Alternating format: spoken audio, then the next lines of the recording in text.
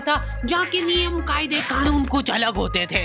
इस जेल के कैदी डेली अपने घर से बस्ता टांग के यहाँ पे आते हैं दिहाड़ी करने। कई माँ बाप उनके बच्चों को खुद इस जेल में फेंक के जाते हैं ताकि उनका बच्चा जिंदगी में एक सक्सेसफुल दिहाड़ बन सके।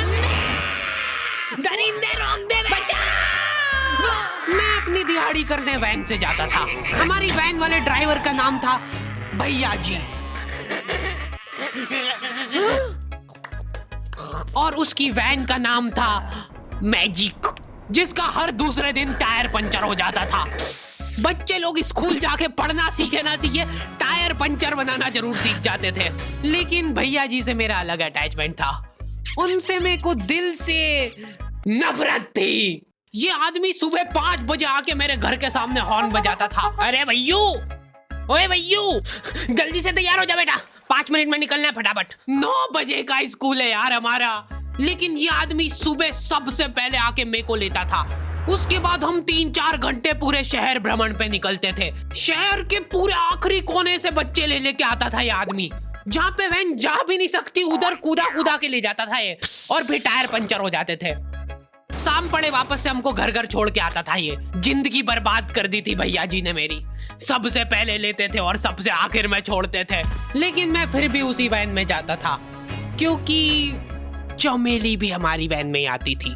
और बात यह है कि वो मेरे पास ही बैठती थी, मतलब मजबूरन। उसके पास और कोई ऑप्शन ही नहीं बचता था और मैं बचाता भी नहीं था। मैं घर पे जाते से जो 2-3 घंटे मेरे को सोने के लिए मिलते थे उसमें सोता नहीं था और मैं प्लानिंग करता था कि कैसे चमेली सिर्फ मेरे पास बैठे। चमेली सबसे आखिर में आती थी और मैं सबसे पहले सुनसान वैन में चढ़ के बस्ता अपने पास में रख के और फसर के सो जाता था।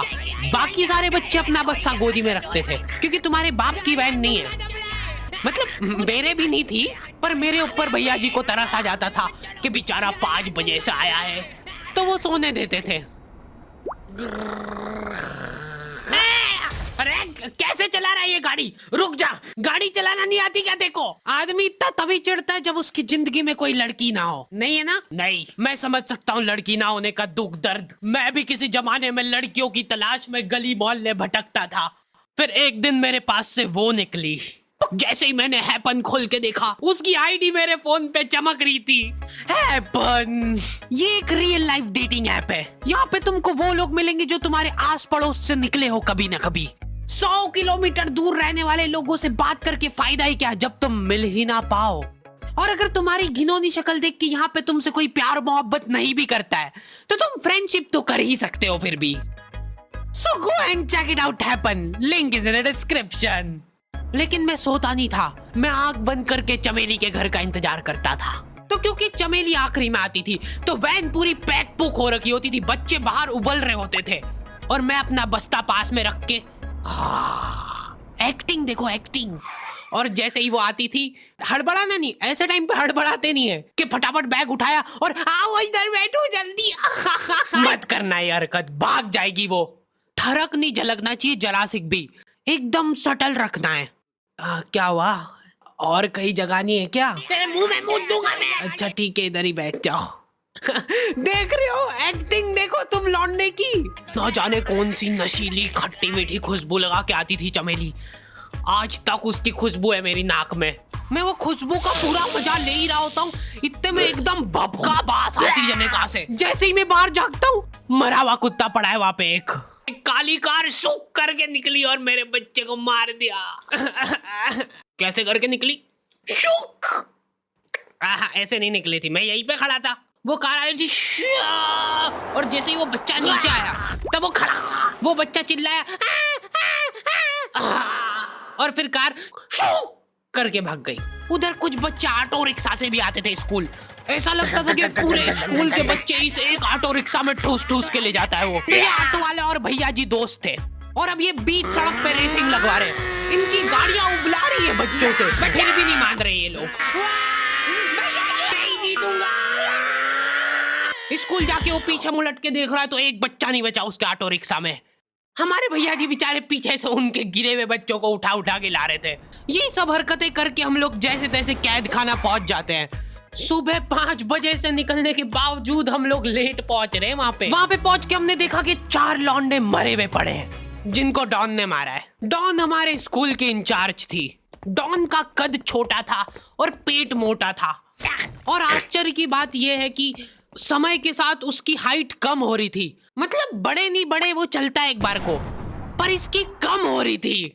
डॉन बहुत स्ट्रगल करके कार से स्कूल आती थी खड़े होके, क्योंकि बैठ जाए तो उसको सामने की सड़क नहीं दिखती थी। वो अलग बात है, खड़े होके भी पूरा नहीं दिखता था। हर रोज 2-4 कुत्ते कुचलते हुए आती थी वो। फिर मेरे को समझ आया कि रास्ते में जो कुत्ते दिखे थे वो डॉन इस कैद खाने में छत पे बैठी रहती थी स्नाइपर लेके। कोई भी कैदी कुछ गलत गतिविधि करता हुआ दिखता था तो वहीं पे, मैडम इनकी लाश का क्या करना है? अरे ये तो आपको पता ही है। कहाँ रह गए थे यार झमू दीदी? फटाफट ये खून वून साफ करो। झमू दीदी बुलेट से स्कूल आते थे और ये अफवाह फैली हुई थी पूरे स्कूल में कि उनके घर पे मर्सिडीज भी है। लेकिन झमू दीदी हम्बल रहना पसंद करते हैं। ऐसा कहा जाता था कि ये स्कूल ऑन पेपर झमू दीदी के नाम पे ही है, पर वो हम्बल रहने के लिए यहाँ पे झाड़ू पोछा लगाती है। वैसे मैडम इन्होंने करा क्या था? गैर कानूनी पेन फाइट का सट्टा खेलते थे ये लोग क्लास में। उससे मेरे को प्रॉब्लम नहीं है, मेरे को क्यों नहीं? हाँ, हमारी क्लास में पेन फाइट का सट्टा चलता था। हमारे इधर जो लौंडा पेन फाइट में जीतता था, सामने वाले का पेन उसका हो जाता था। कुछ बच्चे अपना सब कुछ दांव पे लगा देते थे और कर्जे में डूब जाते थे। फिर भी वो लोग हार नहीं मानते थे और अपने दोस्त से पेन उधार लेके खेलते थे और वापस हार जाते थे। तो अब क्लास में कुछ बच्चों के पास पोटला भर के पेन पड़ा है और कुछ बच्चों के पास पेन ही नहीं है।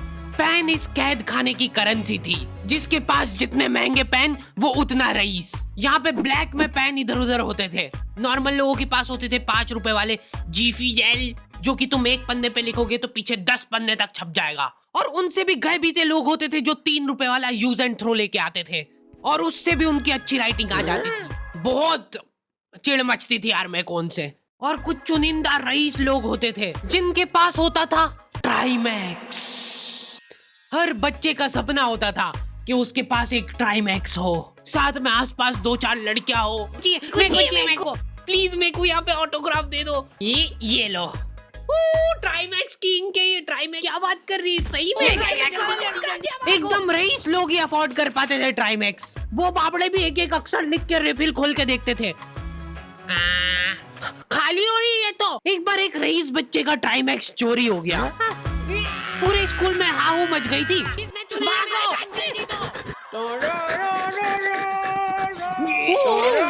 देखो, उस दिन हमको पता चला कि वो आदमी दौड़ भी सकता है।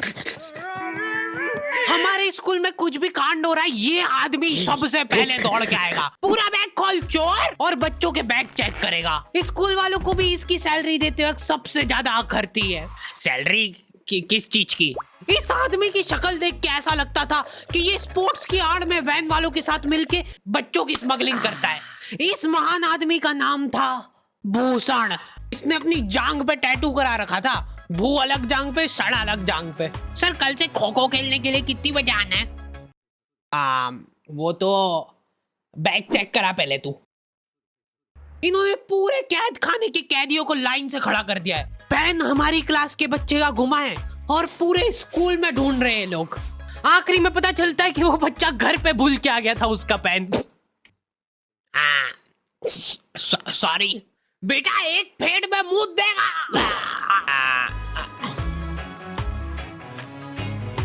ऐसे तो नमूने बच्चे थे हमारे स्कूल में, और टीचर लोग उनसे भी गए बीते थे।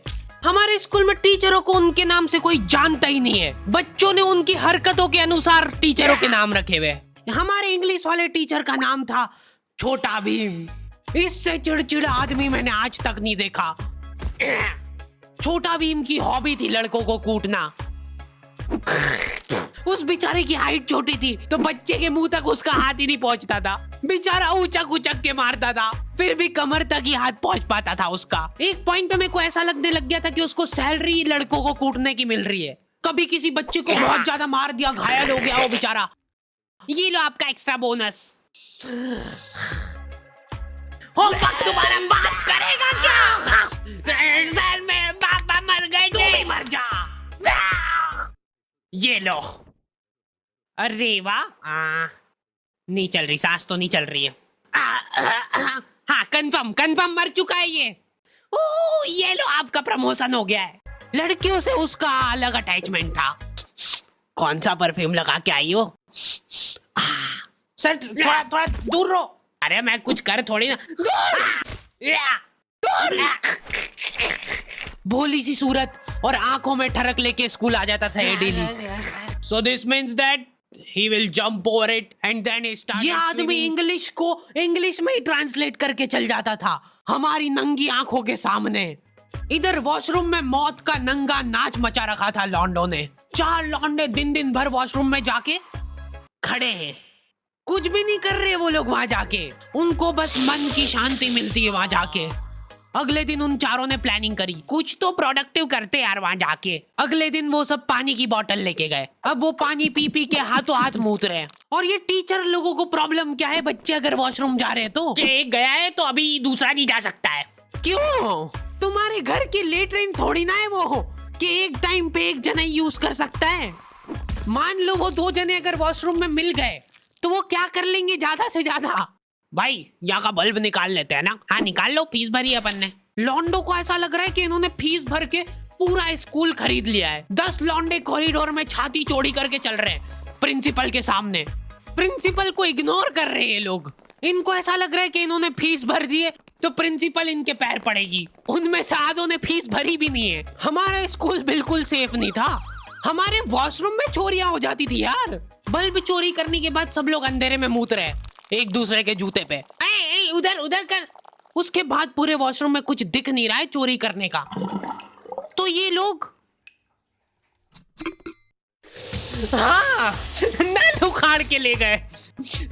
नल कौन ले जाता है? कभी वो मछली वाले साबुन चोरी हो जाते थे, कभी ये फिनाइल की सफेद गोली को माउथ फ्रेशनर समझ के खा जाते थे। भाई भाई इसको चबा मत, इसको चूस, ज्यादा देर तक चलेगी ऐसे। ठंडक हो रही भाई, ठंडक।